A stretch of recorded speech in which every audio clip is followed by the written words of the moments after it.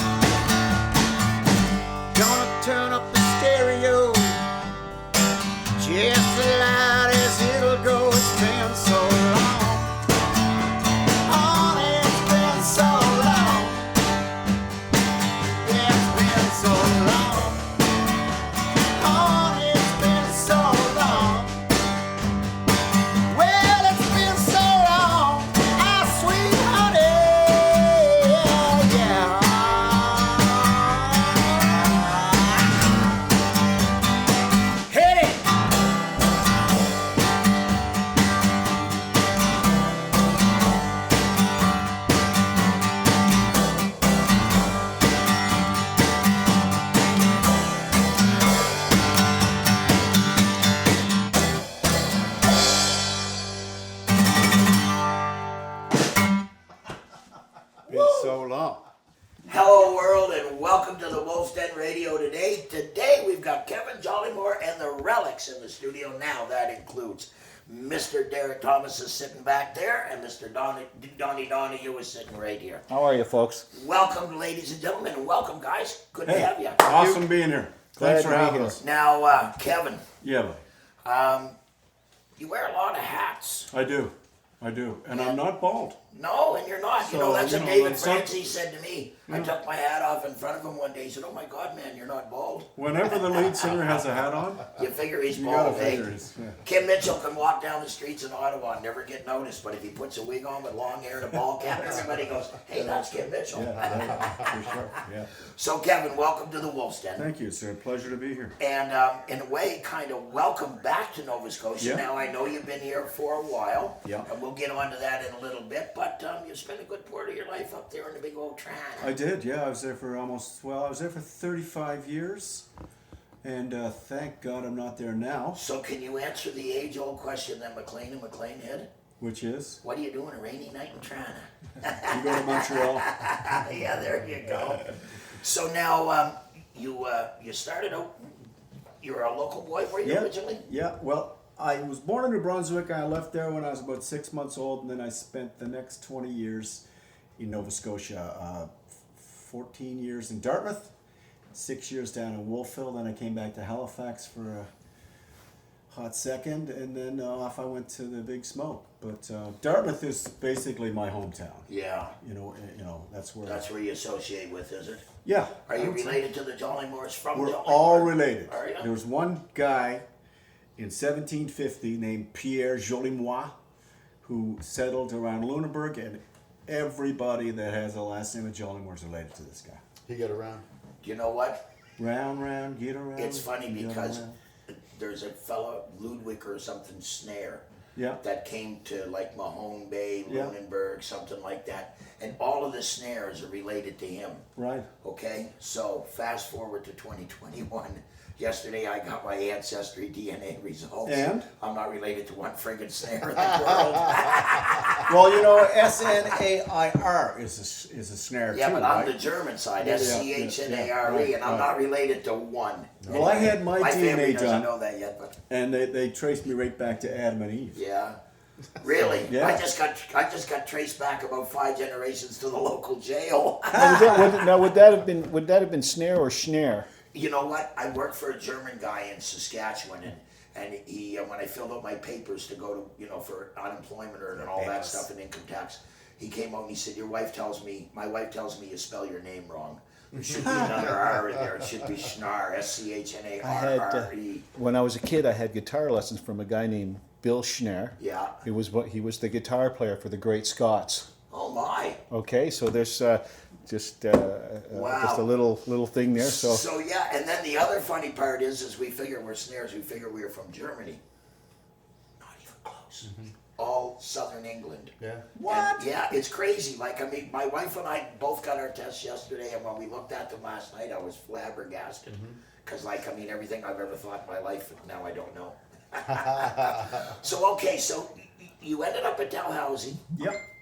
and you met this fella by the name of John Dunsworth. Yeah. And you studied some theater here. Yeah, I did 2 years at Acadia and then 1 year at Dalhousie. And then you did some work with Mermaid. I did. Yeah. I did a couple tours with them. I was always on my way somewhere else. I really did think I was going to leave Nova Scotia behind for a while at least, chasing something. Yeah. But I did as much as I thought I could get done here with Neptune and Mermaid and amateur stuff, and I got to know some really great people. A few of them are still with us, which is great because I'm back working with them. It's fantastic. So then off you go to the big TO. Yeah. Right? And you got to fight your way up there. Tell me about it. Donnie wasn't long after me either. He was like about a year later. Donnie showed up there. Yeah. It was the Land of Milk and Honey. I was working in a kitchen at a place called Brandy's. It was a singles bar. And then one February night, and it's February now, so this would have been 1984, I had my guitar with me, and it was snowing out, and I remember I went up to Yonge Street, and there was this little area where people used to busk, and it was like 10:30 at night, and I started playing my guitar and singing, and I made $30 in 1983 for like an hour. And the next day I went to work and gave my notice. Yes. I said, I'm out of here. If you're looking for me, I'm on the corner from 8 till 10:30. I'm not making $3 an hour. Yeah, really, eh? That was actually that $30 actually wasn't bad because I knew guys working in the little taverns were barely making $35 a piece. Exactly. Maybe $25 in a beer. Yeah. Right? Like it was. There was it was beer. rough. Oh, It was rough. beer. Yeah, the country rooms were rough. Yeah.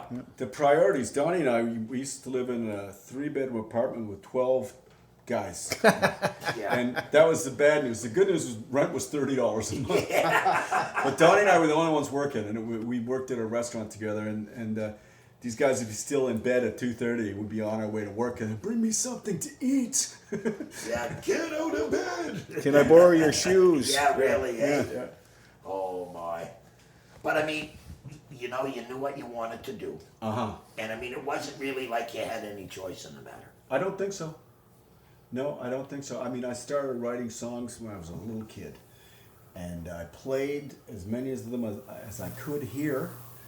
And it really wasn't happening. And I don't think I was good enough either. I had to go learn how to be an entertainer. I had to go learn how to write a song, how to present myself. I had to learn how to sing. And, you know, Look at you taking responsibility. Yeah, for well, you yourself. gotta- Weren't going to learn it. Wasn't going to learn it here. you No. gotta dump yourself We're- into a cauldron, man. I stumbled around for a few years in Toronto, just trying to figure stuff out. And but I really had a goal, Yeah. and I wanted to put the best rock and roll band together in Toronto that I could. Yeah. And you know, I still got that band together. We're called the Sin City Boys, and we gig every now and then up there when I can get up there. But now, you know, everybody's in hazmat suits up there, so there's nothing going on. Listen, brother, you know, I mean, my whole world, Derek can tell you, my whole world is gone. Yeah. You know, I mean, I don't work anymore. I do the radio show and the internet channel, and then my big gig is doing benefits for people that need money. Right? I MC benefits for people and stuff like that, and I mean that's just dried up and gone away.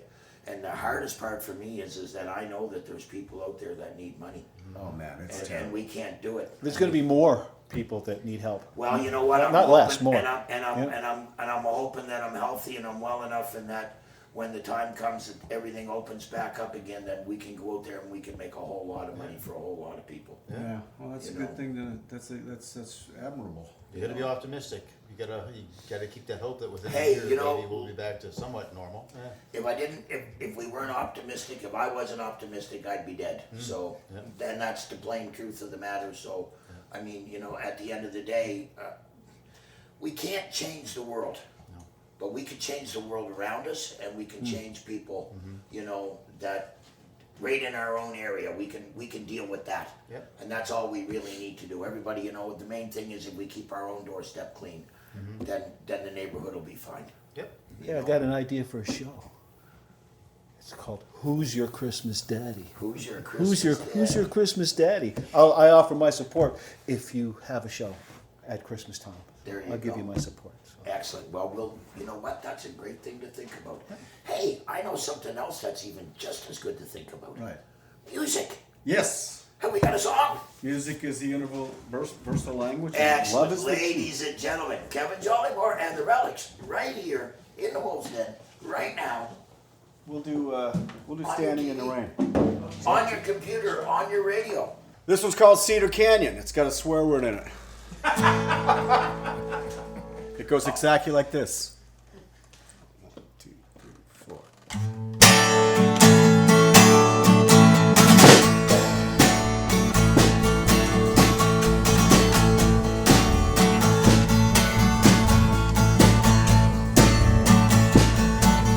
It was down in Cedar Canyon when I first cast my eyes on you.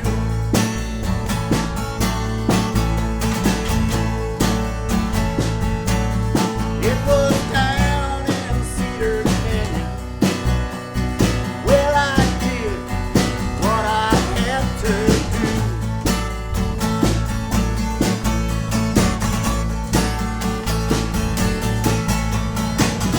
Oh, leave me alone, you cried, as those fists fell down.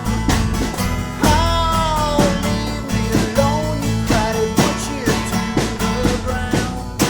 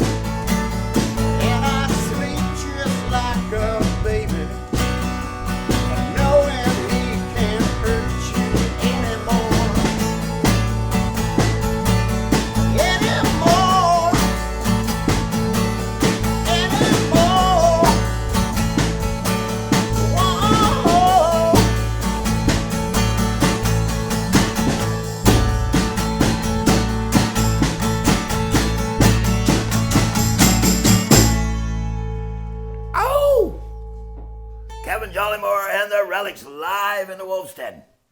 Need your home sold? You need Thomas Meissen and Red and White Realty. 17 years in the business, they're the team you need. 902-233-5111. Thomas Meissen, Red and White Realty, the team to trust. Welcome back to the Wolf's Den, ladies and gentlemen. And yes, Kevin, that's horrible. Terrible. We were just talking off camera, ladies and gentlemen, about when you hit the big 6-0 and how you go to the doctor and they tell you everything that you love and enjoy is now no good for you. Out. For 60 years, we've been eating it. It's been a good run. It ain't killed us. It ain't done us any good, but now it's bad. Like David Lee Roth said, the glass is half full and the other half was delicious. That's right. Yes, indeed. Yeah. I like it. All right. So, Kevin, you brought a couple of pieces to the puzzle that make Mr. Jollimore a little more complete. Yeah, exactly. Good, Right. good way to put it. You know, you got Mr. Derek Thomas there. Jay. Derek. J. Derek Thomas, yes. it We J? have to make sure that we... John. And we, it's like P. Paul Meissen. Don't call him Paul. He's P. Paul. That's all there is to it. Yeah, P. Paul Meissen. Yeah. So, Sounds like a story. Mr. J. Derek Thompson and I have known each other for a few years. Yeah, it's been, it must be at least 5 or 6. At least. Yeah. Anyhow, yeah. And you keep yourself busy, so you have some other endeavors other than Kevin. Yeah, but my main deal is for about 10 and a half years now is the drummer for E.B. Anderson, the Resolutes. and the Resolutes, Yeah, baby. great Yeah, group of yeah, guys. yeah. Mr. Burt. Mr. Burt. Mr. Burt. Yeah.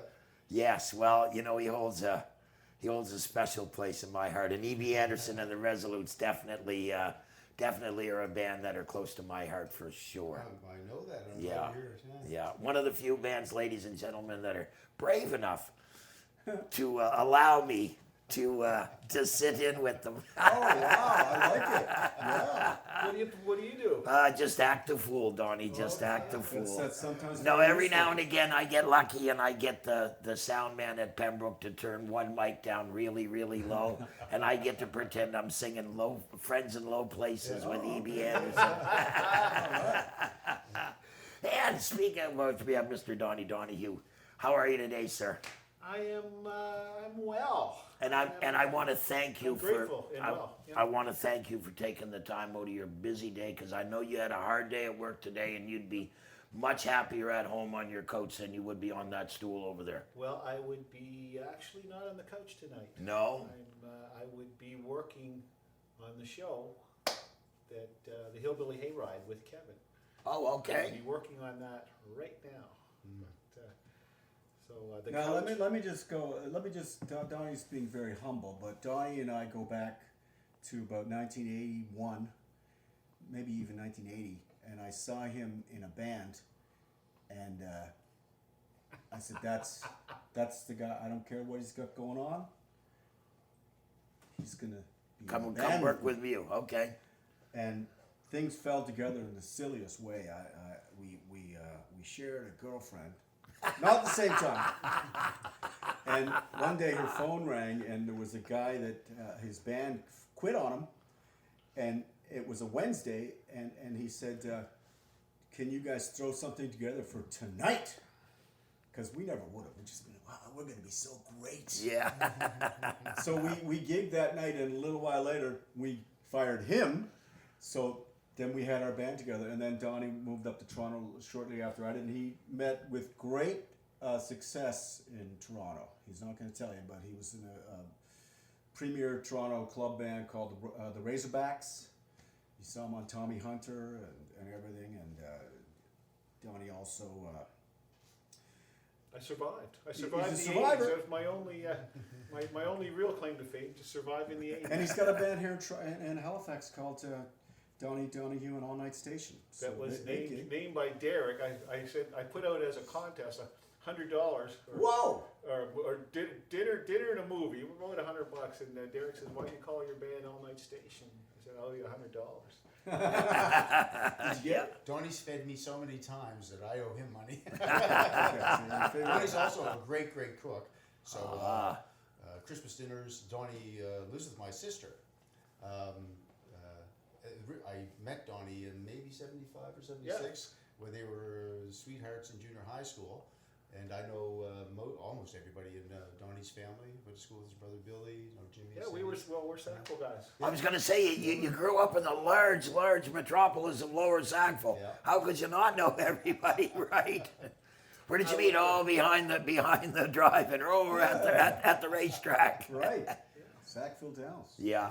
Yeah, I had Sackville was a place, a very formative place for me.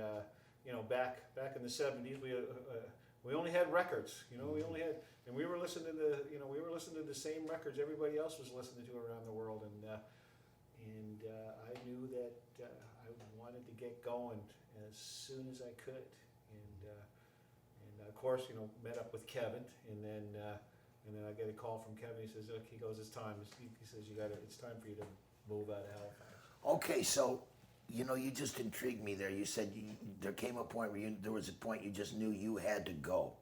So, what was the influence in the early part of your life? Like, was there music in your house, or was it just music around you? Well, the human mind is already hardwired for art, music, song, and dance. And in my situation, I was just really in tune with music, and I knew I could hold a note since I was 5, and people were really nice to me all the way along, and I just knew that I had encouragement to keep going. So now you had some little gigs going on here in Sackville, like local guys in the community that you were gigging with, like just even jamming? Yeah, I was, and but I was. I don't recommend it to anyone, but I was playing in bars for money at 17.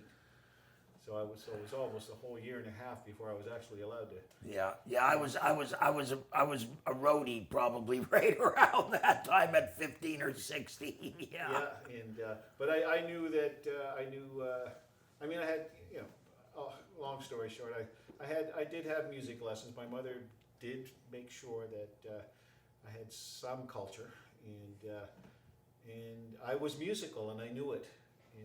And thankfully your parents knew it too and accepted it, right? Because a lot of parents... Well, I was the oldest of 6, and there wasn't a lot to go around, but we would each get the thing that we were made of. So Did you have a coat of many colors? No, Mom would have thrown it out. If she saw holes in the knees of your jeans, which I thought were the greatest, They were gone. they were gone. Yeah. I said, "Why'd you throw them out?" She goes, "Well, people will think we're poor." We are poor. Well, I don't want them to know. Nobody needs to know that. Well, she was born at the end of the Depression, so my mom was born in '39. Yeah. So that's where she came from. So. Yeah. So she grew up learning all about hard times. Yeah, she was from north end of Dartmouth. Yeah. French, north. Woo! Yeah. So she knows all about it. Yeah. Yeah. Not an easy road to hoe back in those days, I can tell you right now. Well, you know what? Nobody back then had an easy road. My brother reminds me. We thought we were the only screwed up family, and my brother goes, no, everybody was. Everybody was. The sad part is I thought we were the normal ones. Define normal. And I didn't have any brothers and sisters to tell me that I was really? wrong, right? So not living with me, no. Far from normal. An only child. Yeah. Wow. Well, I am by circumstance, but I was adopted, so I do have an extended family. But I grew up as an only child, and I thought that I thought everything was really normal, and holy cow. There were some people that bursted some awful bubbles in my life, I'll tell you. Yeah. Well, You know what's nice about your show is now for example, started off in Sackville as a teenager and thinking about like we talk about the records, just listening to dreaming about rock and roll, dreaming about music, dreaming about this, that, and the other thing, and it's come full circle. I feel like I made it. The place I wanted to leave the most was actually the Place you needed to be. place need to be right now. Yeah. Yeah, and as this COVID period, while I'm watching so many of my friends who, you know, are 60-ish, and just looking at keeping just not rolling over, just not going to roll over and die right now, and just working on concepts and reinventing themselves, you know, and it's really like, you know, what am I going to do in showbiz? Few people are interested in, you know, in older guys and gals going out and doing stuff. But, you know, I think if you're still working at it and it's still fun, I think that you can still present, you know, a good show, a good I feeling, agree. Yeah. I agree. Moving forward. Gotta keep You know, moving I forward. mean, listen, you only get old, you know what they say, if you rest, you rust. Yeah. Right? And I mean, the only way you get old is if you think you're old. All right? So, guys, I think you should get really young and you should play us another tune. Yeah, okay. Always ready. Here we go. Kevin Jollimore and the Relics live in the Wolf's Den. Little ditty called Standing in the Rain. 1, 2, 3, 4.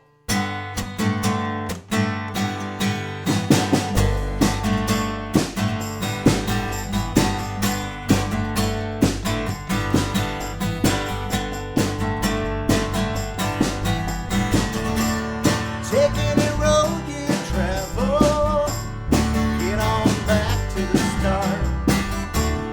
I'll be waiting right there, deep in my heart.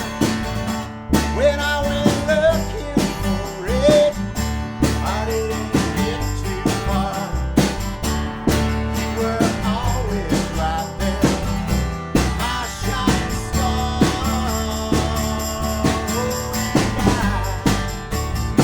I saw you standing in the rain. You looked at me and I was never the same. Standing in the rain. Sun and the moon must have lined up way on high in the sky. Get under my umbrella, I'll keep you dry. Oh, and I saw you standing in the rain. You looked at me and I was never the same. Standing in the rain. It was the same place.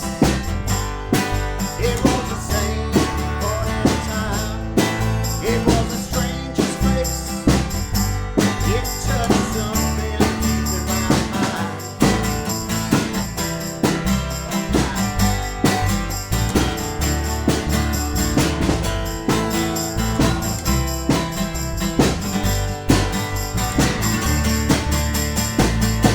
Oh, and I saw you standing in the rain. You looked at me and I was never the same. Standing in the rain. Well, I saw you standing in the rain. You looked at me and I was never the same. Standing in the rain, rain, rain. Standing in the rain, rain, rain. Standing in the rain. Yeah, standing in the rain.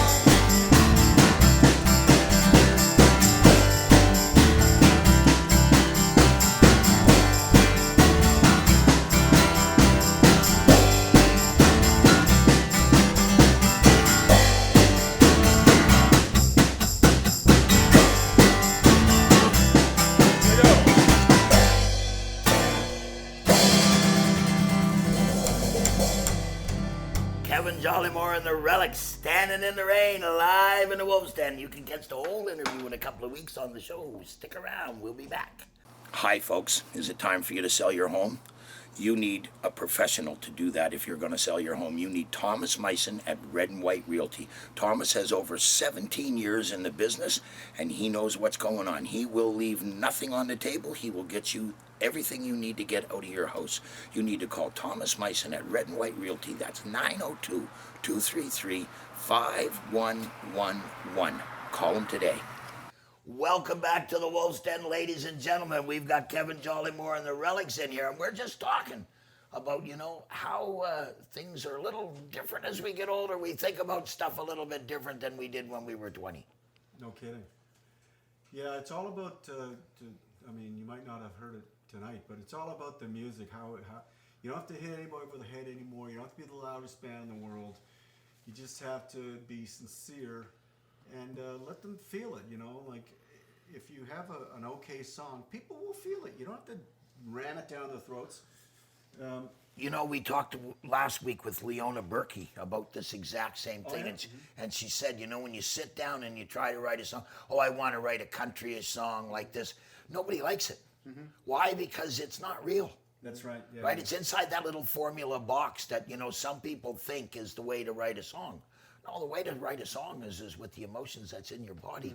Well, you can use the formula. Well, you can. You can use the formula, and I tell you, if you drop the right stuff on it, that formula will take you all the way to the bank for a long time. There's no secrets. There's no secrets to music.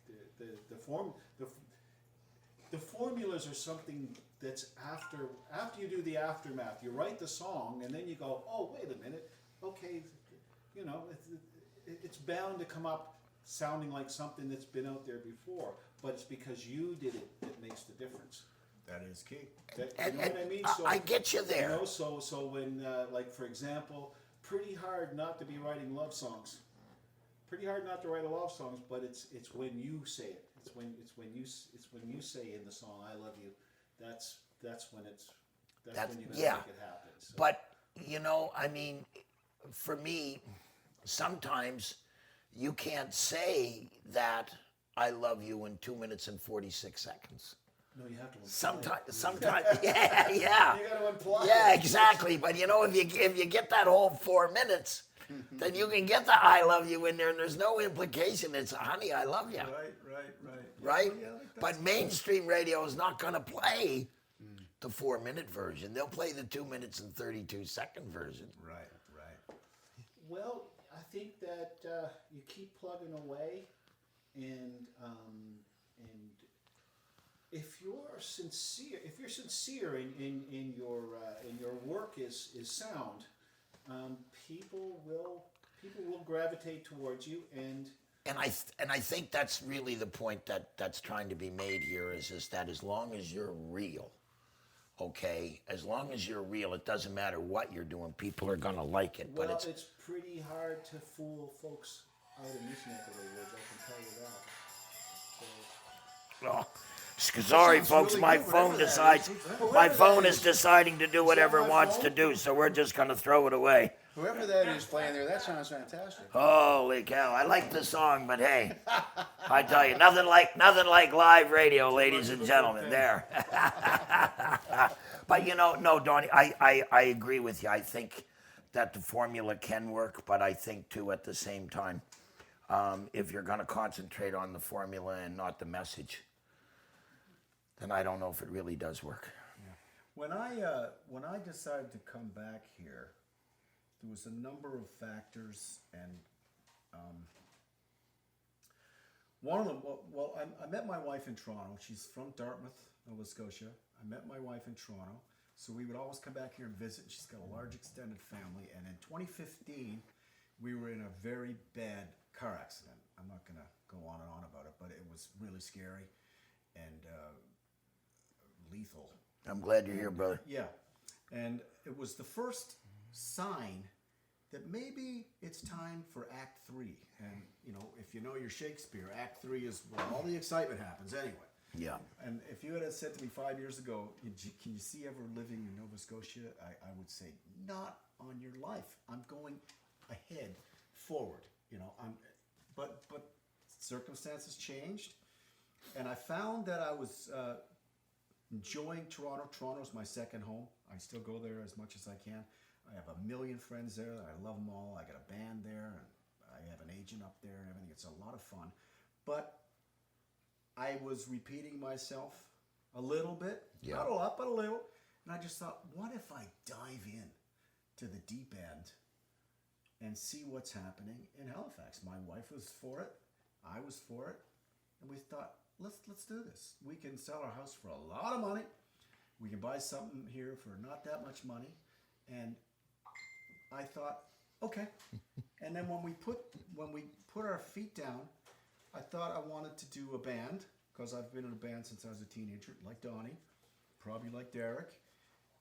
But I thought I didn't want to put a band together like my Toronto band. I wanted to do something different. So we're all acoustic. I mean, we still rock.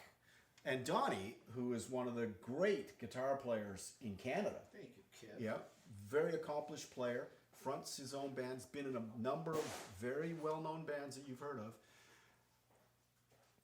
I thought, what would be a band I could put together with Donnie? And I said, well, I need a bass player. I can play the guitar well enough to accompany myself. I need a bass player and drummer. And I think we were just chatting. I said, what about if you played bass? And he has this stand-up bass. And a beautiful bass it is. Yeah, and it's There's a great story on the bass. We'll do another show on the There bass. always is. So, it's not to say Donnie, if we ever do studio stuff or live and whatever, he's a guitar player extraordinaire and he can do all that kind of stuff too. But the way it is right now, it's a 3-piece acoustic band that likes to rock. And it's been working out so far. We've done a number of little parties over the summer because the bars were closed down. And people dig it because, we're having fun. Yeah, Really I seen a video of you guys doing a backyard gig that's there. right. Yeah, that looked like a whole lot of fun. I like that We're kind having of stuff. fun. Yeah. And then my agent here, my acting agent, called me and said, "Can you audition for this role in a movie that's coming out in the springtime? It's going to be on Amazon Prime or Crave. It's called Dawn, Her Dad and the Tractor. Full-length feature film filmed here in Nova Scotia, directed by Shelley Thompson, who played Mrs. Leahy in Trailer Park Boys. I was going to say, I know that name. Yeah. I know that name. And I got the role of the host at like a 4-H barn dance tractor pull contest. And then Shelley called me and said, "Do you have a band?" I go, "Yeah, I have a little 3-piece band. Could you maybe be the band in this thing too?" And I said, "Sure." So we filmed a couple scenes. One is in a bar in Chester where we're the band playing some original music. And then we went up to Antigonish and we played the big barn dance, the tractor pull scene. So that's what we got coming up soon. It's coming out really soon. I just did a little bit of voiceover stuff for it a couple weeks ago. And it's going to be, you're going to see us live, Kevin Jollimore, the Relics, in a movie. In a movie. Yeah. Now, I got to ask you. I want to talk to you about your acting career, Okay. but I need to know an important question before that. Right. Have you got another song for me? Yes. Yes. All right. Yes, we do. You told me you got 15 originals. Yeah. Okay? We do have another. All right. So let's have another one right now. We're going to do a little tune called Half a Chance. All right, ladies and gentlemen, live in the Wolf's Den on Wolf's Den Radio and on CIOE 97.5. We're going to bring you Kevin Jollimore and the Relics live right here in the Wolf's Den. 1, 2, or 1, 2, 3.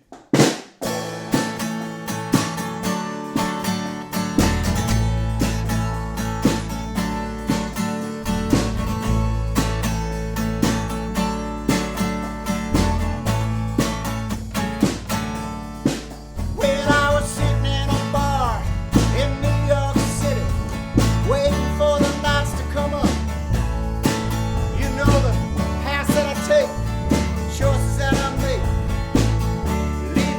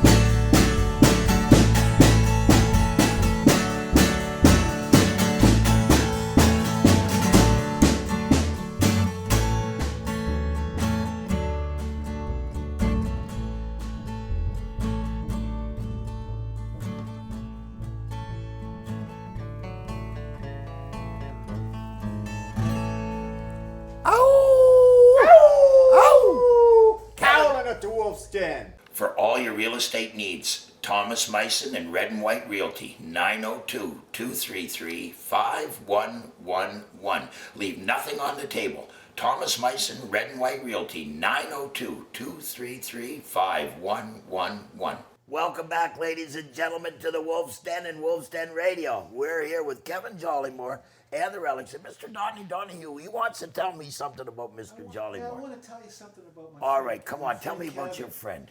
Well, if a person would be a very fortunate person to have Kevin Jollimore as their friend. If you get to meet him or work with him, it's a great experience. My particular friendship with Kevin is great because we don't talk about the old days. We spend very little time reminiscing. We do not, like, we can't, there's just no point. We got so much to do today. We're talking about what we're doing right now. We're talking about what we're doing in 7 days. And we do not sit around getting drunk at some fire pit talking about, 30 and 40 years ago. There's no glory days here. We're not going to get the these glory are the days. glory We're days. still in them. Yeah. Go. But you know what? And isn't that amazing? You know, that after all this time, you don't need to look at yesterday because you're looking at tomorrow. I'm still considering the state of my pension plan. I know it's health dependent, but I'm going to be working every day for a long, long time. And friends like Derek and Kevin are people who can put a little bit of music, a little bit of joy inside of some of that work, some of that labor. And so I'm definitely blessed with this little band. So Well, It's a good time. I can understand that. I've only just met you guys, and Mr. Thomas and I have, we've had some interactions and some really good interactions over the last, I'd say probably 6, 7 years anyway, 5, 6, 7 years, and you couldn't do better than keeping company with a gentleman like him. That's for sure. Top shelf all the way. Always He's a a pro. professional. Always a professional. Always a gentleman. Every time I've seen him, every time I've met him. Always leaves it all out on the stage when he goes up there. It doesn't matter how he's feeling, what's going on in his day. Punctual. Yes, and very That's punctual. a big thing. Yes, That is a and thing. hey, and listen, you know what? In my line of work, that's a really, really, really good thing. A lot of people don't know that the festival circuit over the years has gotten very lax. Mm-hmm. And if you're on at 9 o'clock, you can show up at 10 because you're not going on to 11. Ah. That's all changed in the last few years. If I'm just putting it out there, if I'm emceeing your festival and you're on the bill, if you're going to be there late, you're going to miss your trip because your band's already going to been on and gone, baby. Because we don't play late in my world. But no, all I can say is that the entertainment industry in this province and in this area, in the Maritimes, has been nothing but fantastic to me over the last 10 years or so. And I look forward to much more of it. Now, I want to get back because, Kevin, you've had such a magnificent career. I'm looking at some of the stuff that you've done, and I'm blown away. I did get to ask you off mic how Julia was from Murdoch Mysteries, because, ladies and gentlemen, Kevin has actually been in Murdoch Mysteries. Now, the thing that I want to talk to you about, though, is a lot closer to home. Okay. Halifax Homicides. Right. Yeah. Now, how did that come about? How did you get involved in that? We've only got 10 minutes, so we'll have to have the abridged version. The But Reader's Digest version. Well, when I came back here, I put out the notice that I'm available to help out anybody's production. Yeah. You need, and I won't. What's your budget? 0? That's fine. fine, yep. If your budget's 1,000, that's fine as well. But I managed to get some work and lay some groundwork and make some friends because I really didn't have a lot of friends left here. And I was in a production that hasn't aired or anything, but I play a gruff, grumbly chief of police in a small town. All business. And one of the guys that played one of the cops, a guy named Tieran Hawkins, saw me, noted my work, and then like 6 months later, I got a message out of the blue, and he said, we've written a show called Halifax Homicide, and you're the only guy we have in mind to play the host and narrator. Can you do it?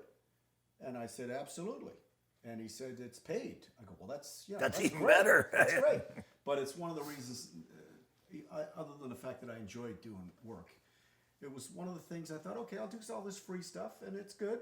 I'm not complaining, but it does roll into something else. So Tieran called me up. He said, it's kind of like Unsolved Mysteries, America's Most Wanted. You come out, you do the introduction, and we do these reenactments, and we shot 9 episodes, and it's met with great response. Yeah, like number one show. Yeah, it was the number 1 show on the Bell 5 network the first week it came out, which, And now let's plug it. Come on, let's shame it. It's on Bell. 5 on demand. It's called Halifax Homicide. Sounds by Alex over here. Yeah, our producers actually did some production work on it. Well, how this thing. This is how this all came together. Everything's networked, folks. Yeah. Don't ever be afraid to network. Yeah, it's not what you know, it's who you know, baby. When I was doing the narration, and he said, well, the guy Wayne has a radio show, blah, blah. I said, well, we want to be on it. And now we're here. Yeah, that's right. Yeah.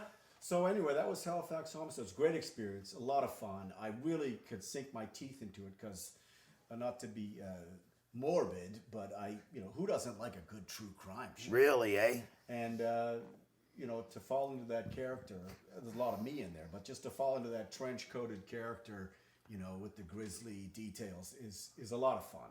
It's very serious, and I'm not making light of the homicide aspect of it. But it was a lot of enjoyment to do it, and we're hoping that there's a second season. I can't see why there wouldn't be if it's a one-rated show. You need to get yourself a fedora and a trench coat, brother. Okay, that's all there is to it. Have you seen my look? Yeah, I have. Yeah. A bit of a look going on. Yeah. Well, that's what I'm saying. You just need to get a little bit more Columbo there, and you're good to go. Nice is being able to let your gray hair fly. Shine, baby. Hey, look at this. It's like you don't have to. I mean, who didn't dye their hair? Probably a lot of you out there, but I know. No, Derek didn't. No. Yeah, I never. Fortunately, I never had to do that. Well, we had the sun in out when we were punk rockers, and we had the black and the purple and the nuance to the nose, the whole bit. Did it all. Yeah. But no, to be proud of your age and to be able to portray it is great. You play older or younger. That's the character. People always say, "Oh, I don't want to. I don't want to tell anybody how old I am. I don't want to grow old. I'm sorry. I'll take every day. I'll take every year. I'll take every wrinkle. I'll take every gray hair because it means I'm still here." Yeah. Well, who do you know that didn't make it? I mean, come on. Yeah. You know what? One of my favorite things is when if I'm meeting a woman, I say, "I'm not going to ask your age. I know it's very rude. But how much do you weigh?" Yeah. Well, zinger, you can use that, folks. Yeah. That's funny. Or how many husbands have you buried? You can use it with a guy, too. It's not Ladies and gentlemen, what a trip and what a pleasure it's been tonight. Kevin, I want to say thank you. Thank you so much for stopping by the Wolf's Den. Yeah, it was a great pleasure for us to do this. I know you're a busy man and stuff, and I tell you, we wish you all the best. Thanks, Wayne. And I hope that about a year from now, we're sitting right here at the same place. Yeah. Having another discussion about how great things have been this year. Yeah, we're going to put an album out, and we'll come and give you a sneak peek. Yeah, and I mean, when it comes to albums and stuff, just remember that CIOE likes to do CD releases, and we're always up for having somebody on just before their CD releases so that we can help get it out there to the world. And we want to thank you for all of the stuff you've done. I mean, ladies and gentlemen, look, here's a page, okay, of stuff that this man has done, and I'm sure this isn't all of it. This is just the stuff that he's humble enough to let people know about. Check him out on Google. Check out what he's doing. Check out Halifax Homicide, okay? And support the local music industry, restaurant industry, hotel industry, because right now these people are hurting. And like we always say on the Wolf's Den, please, please, please be kind to one another, be nice, because it doesn't take anything at all to be nice. And always, always, always, inside that bubble, hug the ones you love. And as my buddy Mr. Ken Tobias is always saying, don't forget to give a little love too. We'll catch you next week. Ow! Thank you, Wayne. Thank you, Alex.